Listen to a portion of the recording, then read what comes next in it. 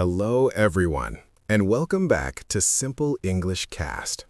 I'm your host, Alex, and today's episode is very close to my heart. Hi everyone, I'm Mira. And yes, Alex, today's topic is something almost every English learner struggles with. Mira, let me ask you something honestly. Have you ever known exactly what you wanted to say in English, but when the moment came, your mind just went blank? Alex, that has happened to me more times than I can count. And the worst part is, the sentence comes to my mind after the conversation is over. Exactly. 2 hours later, suddenly your brain becomes fluent. Yes, and then you say to yourself, why didn't I say this earlier? And that moment hurts a little. It does, because you start questioning yourself. Do I really know English or not? I remember once someone asked me a very simple question. So, Alex, what do you do? That's an easy question. Very easy. But in that moment, my brain started buffering. Like bad internet? Exactly like bad internet. Loading, and then nothing. And the other person is looking at you like, are you okay? Yes. And inside your head, you're screaming, I know this! This happens because thoughts are fast, but English words sometimes arrive late. And from outside, it looks like we are confused or nervous. Even when we are not. Mira, let's talk about something important. Emotions. Yes, because English is not just about vocabulary or grammar. It's also about confidence. When you freeze, you don't just lose words, you lose confidence for a moment. And then your inner voice becomes very loud. It starts saying things like, everyone is watching you, you sound stupid, you should stop talking. That inner voice is very powerful. And very unfair. So if you're listening right now and thinking, yes, this is me, relax. You are not alone. Freezing while speaking English does not mean you are bad at English. It means you are human. And you are learning. This podcast is a safe place. No exams. No grammar pressure. No judgment. Just real English, real feelings, and real conversations. Our goal is not perfect English. Our goal is comfortable English. Now let's talk about an important question. Why does thinking fast matter in conversations? Because conversations move quickly. They don't wait. Conversation is like a river. If you stop for too long, it flows ahead. And you're left behind thinking, wait, I was about to say something. That's why fast thinking is about staying in the flow. There is a big misunderstanding here. Many people think thinking fast means speaking fast. But that's not true. Fast speaking without clarity is just noise. Clear English can be slow. And still very confident. Simple, clear English is powerful. Mira, let's start with the biggest enemy, overthinking. Ah, yes, the perfect sentence problem. This is when your brain says, don't speak yet, make it perfect first.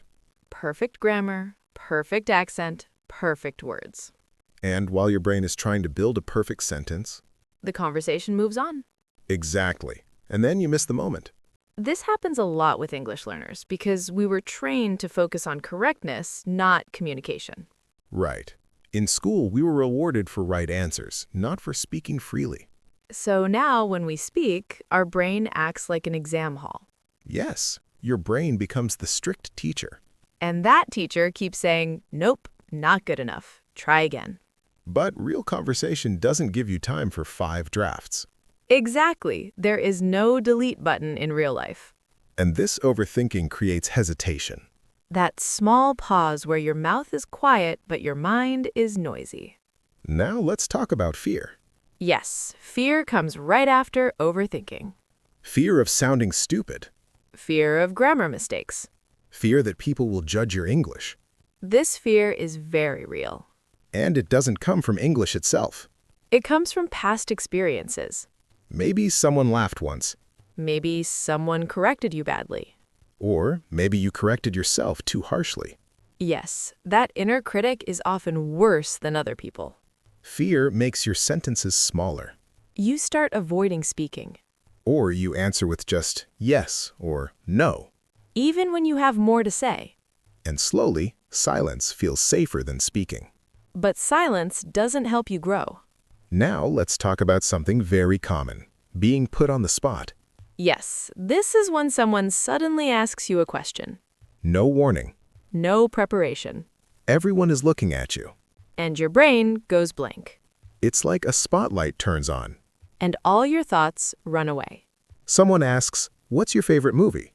And suddenly you feel like you've never watched a movie in your life. This is not because you don't know English. It's because pressure blocks memory. Your brain is busy thinking, "They are watching me." Instead of thinking, what do I want to say? Now let's talk about a very frustrating one, word delay. Yes, you know the idea, but the English word is missing. It's on the tip of your tongue. But it refuses to come out. Your brain feels like a messy cupboard. You're searching, but everything is mixed. And the more you panic, The harder it becomes to find the word. this delay is normal for bilingual or multilingual brains. Because your brain is translating. And translation takes time. But we often don't give ourselves that time.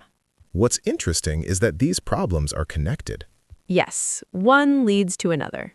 Overthinking leads to fear. Fear leads to freezing. Freezing creates more fear next time. It becomes a cycle. But here's the good news. If problems are connected, Solutions are also connected. before we jump into techniques, let's change one mindset. Yes, this is important. Thinking fast is not about being smart. And it's not about being fluent like a native speaker. It's about feeling safe while speaking. When you feel safe, your brain works better, And safety comes from self-kindness. not pressure. We talked about why the brain freezes. Yes, Alex. And now it's time for the good part. Solutions. Real solutions, not complicated rules. Exactly. Simple tools you can actually use in daily conversations. Step 1. Calm the body first. Alex, before we talk about words, we need to talk about the body. Yes, because speaking starts in the body, not the mouth. When you feel nervous, your body goes into fight or flight mode. Your heart beats faster. Your shoulders become tight.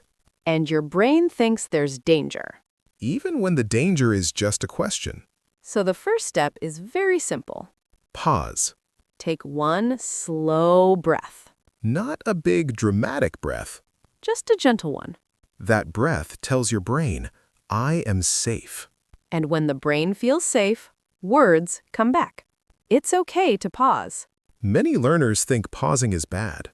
But pausing is normal in conversation. Native speakers pause too. A pause does not mean you are weak. It means you are thinking. And thinking is allowed. Step 2. Use time fillers. Now let's talk about a very powerful tool, time fillers. Yes, fillers help you buy time.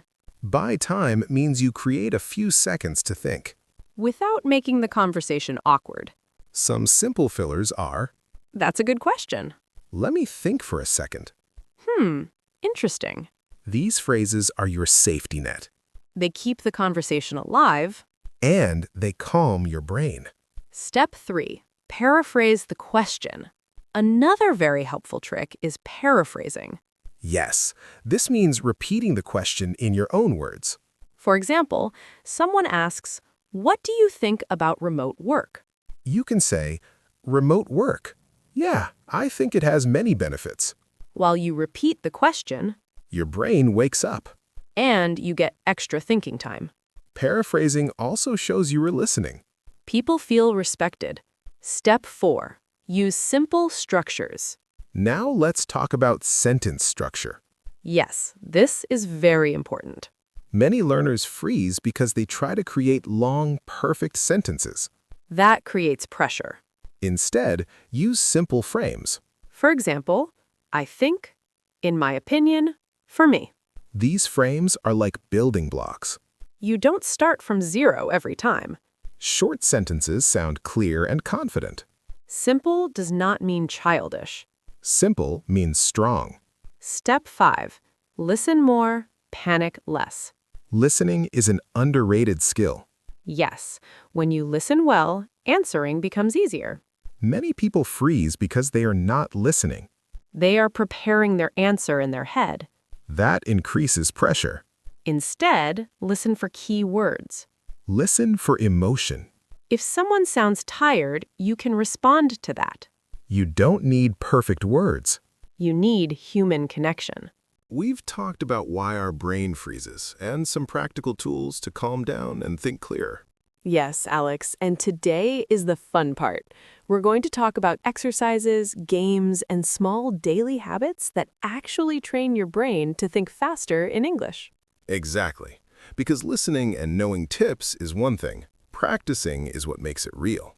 Let's start with improvisation, or improv.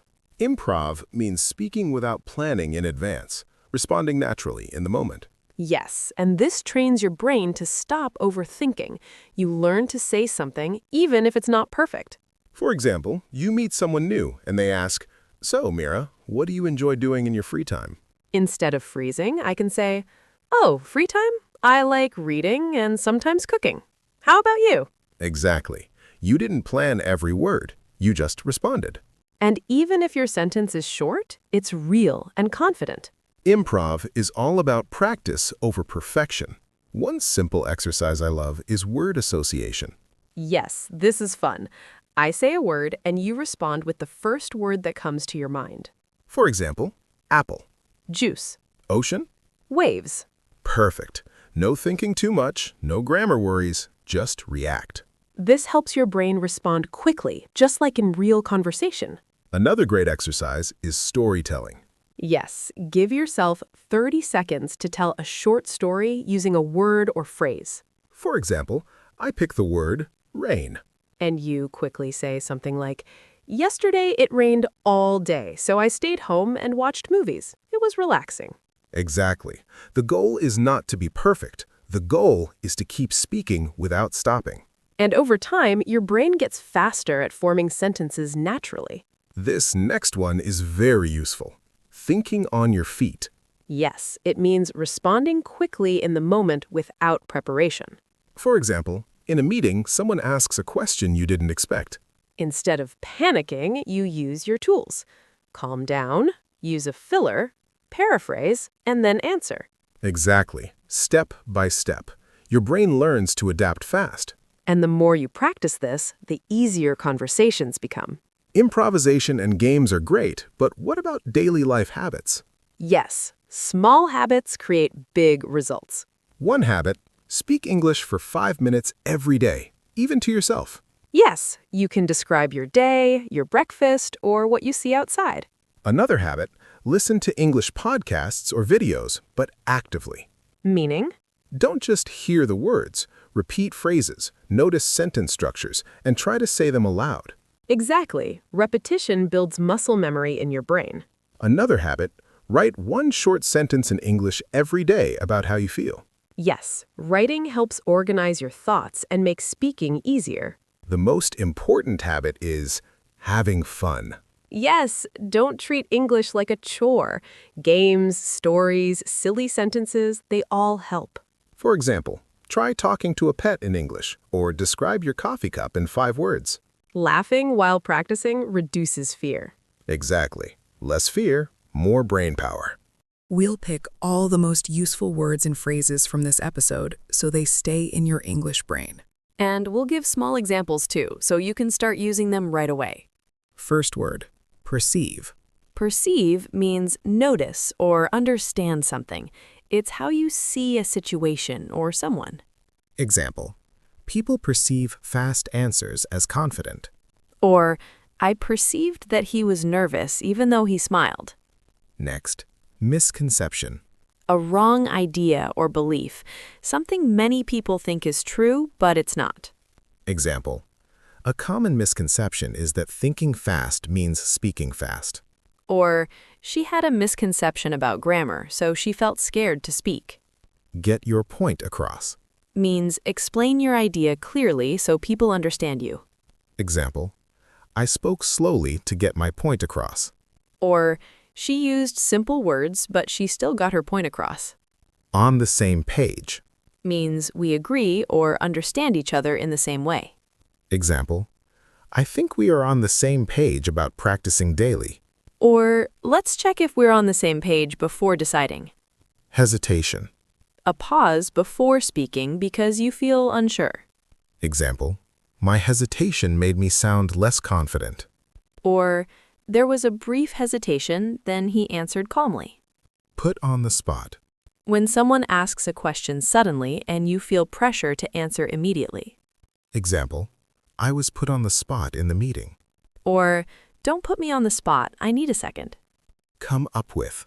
Means think of or find something, like an idea or word.